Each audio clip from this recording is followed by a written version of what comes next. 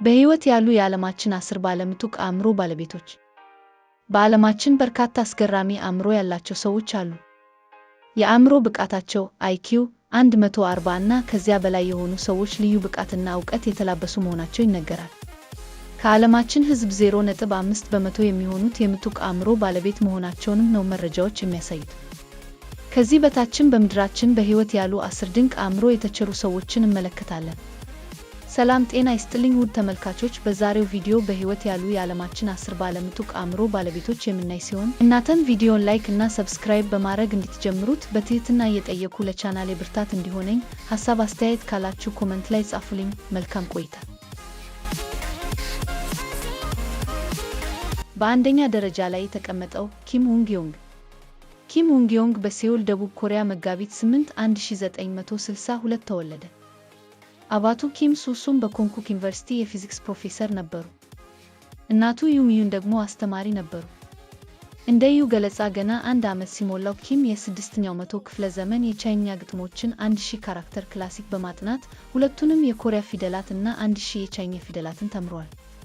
በ2 ዓመቱ ኪም ኮሪያኛ፣ እንግሊዝኛ፣ ፈረንሳይኛ፣ ጀርመንኛ እና ጃፓንኛ መናገር የቻለ ሲሆን በ3 ዓመቱ የካልኩለስ ችግሮችን መፍታት ችሏል። እንዲሁም ባለ 247 ገጾች በብዛት የተሸጠውን የጽሑፎቹን በእንግሊዝኛ እና በጀርመን ቋንቋ እንዲሁም በስዕላዊ መግለጫዎቻቸው ላይ አሳትመዋል። የዓለም ድንቃድንቅ መዝገብ ከፍተኛ የአእምሮ ብቃት ካላቸው ሰዎች መካከል እንዲካተት አድርጎታል። በ2 ዓመቱ 4 ቋንቋዎችን መናገር የቻለው ዮንግ በ8 ዓመቱ ነበር በአሜሪካ እንዲማር ናሳ የጋበዘው።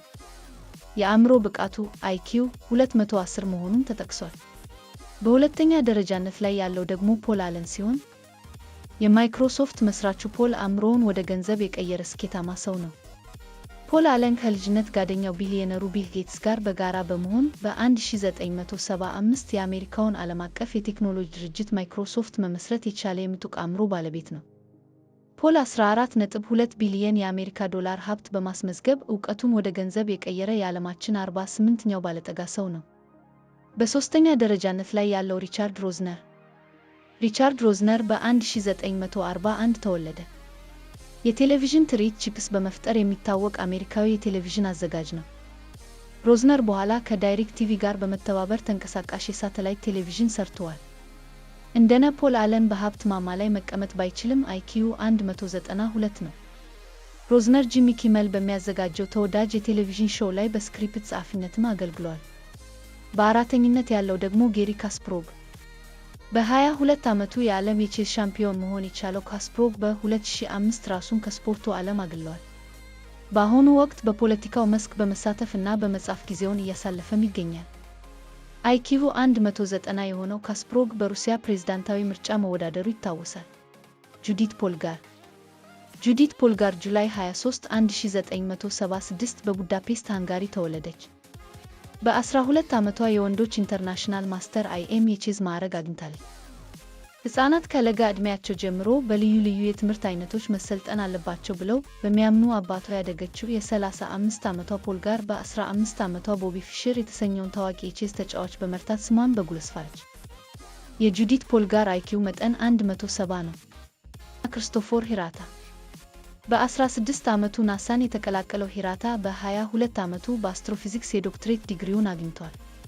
የምጡቅ አእምሮ ባለቤት ናቸው የሚባሉት ጭምር ይቀኑበታል የተባለው ሂራታ አይኪው 225 ነው። 9ኛ ትሬንስታው በ2 ዓመቱ መሰረታዊ አርትሜቲክ መስራት ችሏል። በ20 ዓመቱ ደግሞ ከፕሪንስተን የዶክትሬት ዲግሪውን ተቀብሏል።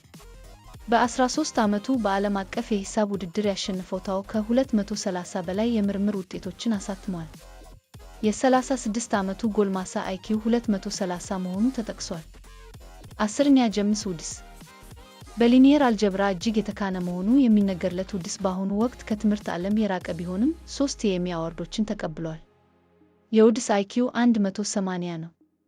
ውድ ተመልካቾች፣ በሌላ አሪፍ ቪዲዮ እስከምንገናኝ መልካም ጊዜ ይሁንላችሁ። መልካም ጊዜ።